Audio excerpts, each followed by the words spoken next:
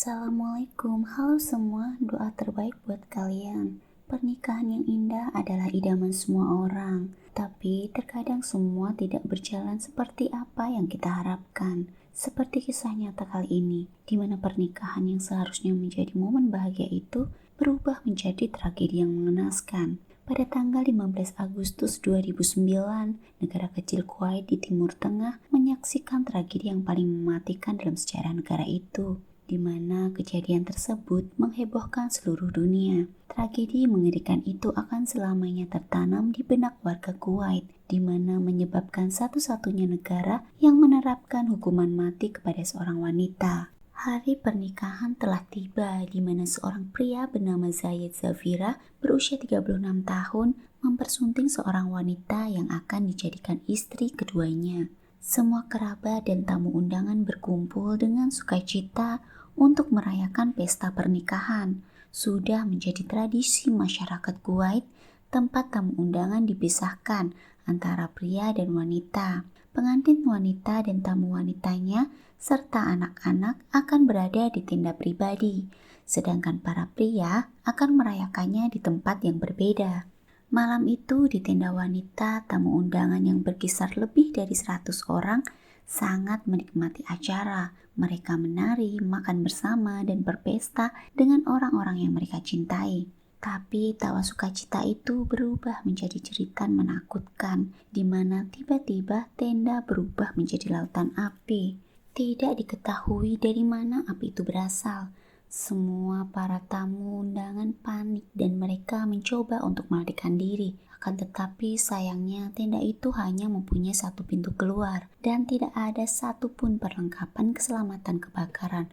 Semua orang berdesak-desakan berharap dapat menyelamatkan diri dari kobaran api. Akan tetapi api lebih cepat berkobar dan menjalar dan hanya butuh waktu 3 menit untuk membakar seluruh tenda. Tidak terbayangkan betapa menyedihkan mereka. Diberi waktu hanya 3 menit untuk menyelamatkan diri mereka. Dan sayangnya banyak wanita dan anak-anak terjebak di dalam tenda. Mereka tidak dapat melarikan diri. Dalam waktu yang singkat itu mengakibatkan 57 wanita serta anak-anak meninggal dunia dan 90 orang lainnya luka-luka. Korban awal yang meninggal adalah 42 orang, akan tetapi selama 1 tahun meningkat menjadi 57 orang. Banyak korban yang dirawat di rumah sakit merasakan derita selama berbulan-bulan sebelum akhirnya mereka meninggal dunia karena luka bakar yang menyakitkan.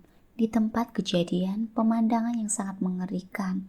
Mayat-mayat itu hangus parah sehingga pihak berwajib memanggil spesialis forensik untuk mengidentifikasi para korban. Hingga pada akhirnya pihak berwenang merasa ada kejanggalan dari peristiwa kebakaran tersebut. Setelah melakukan penyelidikan, ditemukanlah fakta bahwa kebakaran terjadi karena kesengajaan dari seseorang. Dan mereka menemukan tersangka utama dari peristiwa tersebut, tak lain adalah Nasra Yusef Muhammad Al-Enzi, wanita berusia 23 tahun.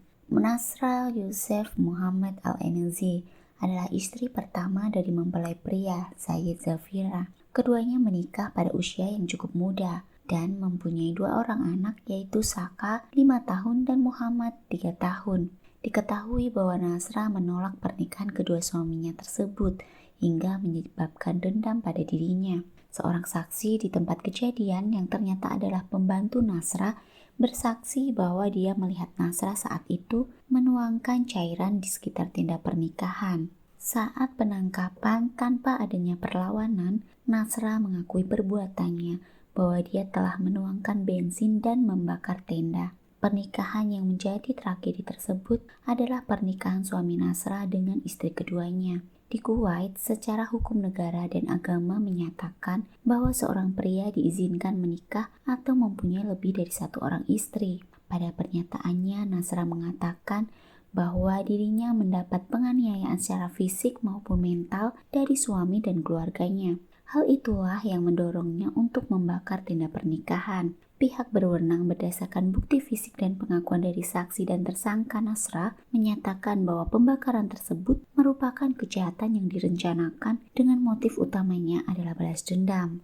Pada saat kejadian pembakaran tersebut, kedua mempelai pria dan wanita tidak berada dalam tenda dan mereka dinyatakan selamat tanpa luka apapun. Tanpa Nasra ketahui, ternyata dia telah membunuh orang-orang yang tidak bersalah. Tragedi kebakaran yang menyebabkan kematian 57 wanita dan anak-anak membuat semua orang bersedih sekaligus marah. Masyarakat menuntut keadilan kepada tersangka supaya mendapatkan hukum yang pantas dengan perbuatannya. Pengacara Nasra percaya bahwa opini masyarakat sangat berperan dalam hasil persidangan dan putusan yang akan diputuskan pengadilan. Karena hal itulah Nasra segera mengubah pengakuannya dan mengklaim bahwa dia hanya menuangkan air, bukan bensin dan tidak membakarnya. Beberapa sumber melaporkan bahwa tidak ada niat untuk melakukan pembunuhan. Nasra hanya ingin merusak perayaan pernikahan saja. Tapi karena bahan tenda yang sangat mudah terbakar dan kurangnya pintu keluar menyebabkan tragedi ini terjadi. Namun dengan segala bukti dan keterangan dari para saksi bertentangan dengan pernyataannya, pengadilan sudah mengambil keputusan vonis atas pembunuhan berencana yang dilakukan oleh Nasra adalah hukuman mati dengan cara digantung. Kontroversi percobaan sementara vonis hukuman mati umum di Kuwait untuk kasus pembunuhan. Vonis ini jarang dilakukan untuk perempuan. Lapisan lain yang perlu dipertimbangkan dalam hukum Kuwait adalah hak keluarga korban untuk mendapatkan retribusi. Keluarga korban dapat melepaskan hak mereka untuk retribusi dan kompromi dengan terdakwa di pengadilan yang akan menghapus opsi hukuman mati. Namun mengingat tingginya jumlah korban dan sifat kematian korban, tidak ada satupun anggota keluarga yang melepaskan haknya untuk mendapatkan retribusi. Pengecualian lainnya adalah kehamilan. Menurut hukum Kuwait, hukuman mati untuk wanita hamil diringankan menjadi hukuman seumur hidup. Nasra mengklaim bahwa dia sedang hamil anak ketiga selama penahanannya. Namun, kerabat suaminya yang bekerja di penjara memaksanya untuk minum obat. Sayangnya, obat ini menyebabkan dia keguguran dan kehilangan calon bayinya. Dan hingga akhirnya kerabat suami tersebut telah dipindahkan dari fasilitas tersebut. Eksekusi pengacaranya berharap bahwa usia muda dan kondisi mentalnya akan membuatnya memenuhi syarat untuk pengampunan. Akan tetapi pengadilan menguatkan hukuman mati untuk menghormati almarhum, keluarga mereka dan para penyintas yang hidup dengan luka fisik dan mental yang disebabkan oleh tindakan Nasra. Hukuman matinya kontroversial, tetapi tidak mengejutkan mengingat jumlah korban tewas. Beberapa percaya bahwa tragedi ini dapat dicegah dengan memikirkan kembali norma-norma budaya mengenai poligami dan perlakuan terhadap perempuan di Kuwait. Segera setelah tragedi itu, pemerintah Kuwait melarang tenda pernikahan di negara itu dengan alasan masalah keamanan. Nah, bagaimana menurut pendapat kalian tentang kasus ini? Komen di bawah ya. Mohon maaf jika ada kesalahan penyebutan nama ataupun lainnya. Terima kasih sudah bergabung dengan Nongkrong Bareng Emak. Sampai di sini ceritaku. Semoga hari kalian selalu menyenangkan. Wassalamualaikum.